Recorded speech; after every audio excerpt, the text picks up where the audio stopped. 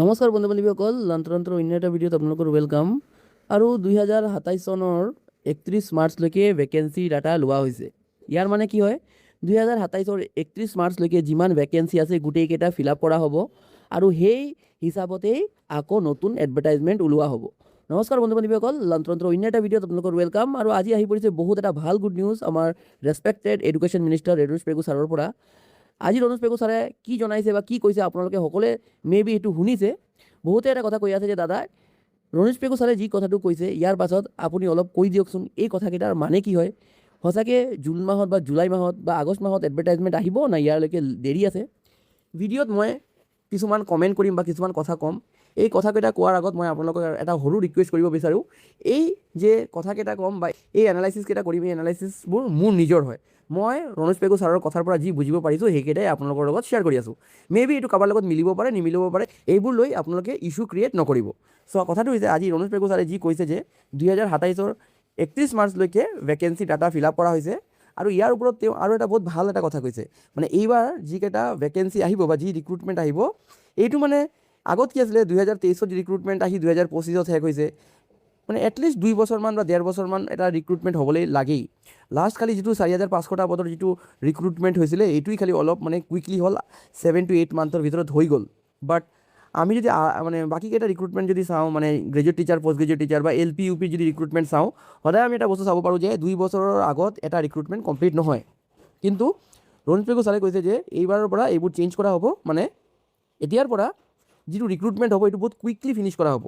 Recruitment দিয়াৰ আগত ইয়াৰ যিমান প্ৰচেছ আছে, যিমান এলিমেণ্টছ আছে, যেনেকৈ বাজেট নিৰ্ধাৰণ কৰা বা পোষ্ট চেংচনৰ যিবোৰ পোষ্ট আছে এইবোৰৰ চেংচন অলৰেডি ওলাই থোৱা বা ফাইনেন্স ডিপাৰ্টমেণ্টৰ যিবোৰ কাম আছে গোটেইকেইটা কমপ্লিট কৰি লোৱা, বা ধৰক ৰিক্ৰুটমেণ্টটো কি ধৰণৰ দিয়া হ'ব, কুৱেশ্যন পেপাৰ বা ক'ত ভেকেঞ্চি আছে গোটেই ডাটা এইবোৰ কালেক্ট কৰি লোৱা, গোটেইকেইটা বস্তু প্ৰস্তুত কৰি মানে গ্ৰেজুৱেট টিচাৰ হওক বা পষ্ট গ্ৰেজুৱেট টিচাৰ বা LP বা UP, মানে যিমান শিক্ষক পদত নিযুক্তি হ'ব আগৰ পৰাই ডাটাকেইটা কালেক্ট কৰি ল'ব।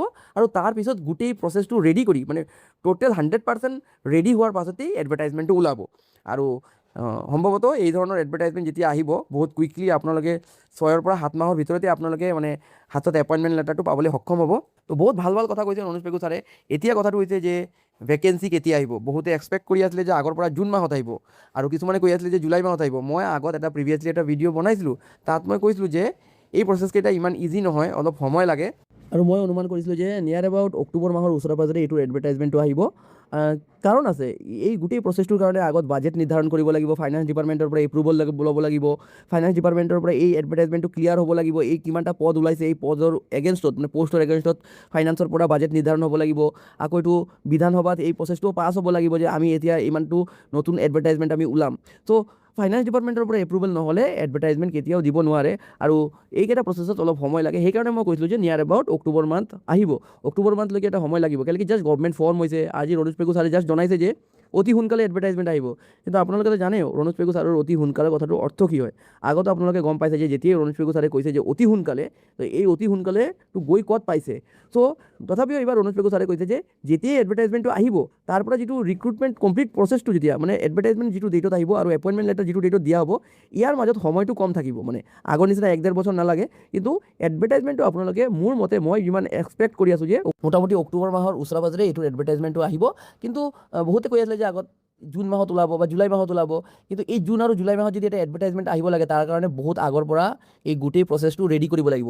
জুন আৰু জুলাই মাহত যদি এডভাৰটাইজমেণ্ট দিব লাগে, তেনেহ'লে ইয়াৰ কাৰণে নিয়াৰ এবাউট জানুৱাৰী মাহৰ পৰাই মানে গোটেই কামকেইটা ষ্টাৰ্ট হ'ব লাগিব। জানুৱাৰী মাহৰ পৰা যদি গোটেই কামকেইটা ষ্টাৰ্ট হয়, তেতিয়াই জুন বা জুলাই মাহত এডভাৰটাইজমেণ্ট পাব্লিছ কৰিব পাৰিব। যিহেতু জাষ্ট কামকেইটা ষ্টাৰ্ট হৈছে, জাষ্ট ভেকেঞ্চি ডাটা কালেক্ট কৰা হৈছে, ইয়াৰ মানে এইটো নহয় যে জুন মাহত বা জুলাই মাহত এডভাৰটাইজমেণ্ট আহি যাব। মোৰ কথাৰ লগত বহুতে ডিছএগ্ৰী কৰি বহুতে কমেণ্ট বক্সত বহুত কথা পাতিব পাৰে, কিন্তু আপোনালোকে সময়মতে চাব যে জুন বা জুলাই মাহতে এডভাৰটাইজমেণ্ট মানে নাহেই, মানে 100% নাহে।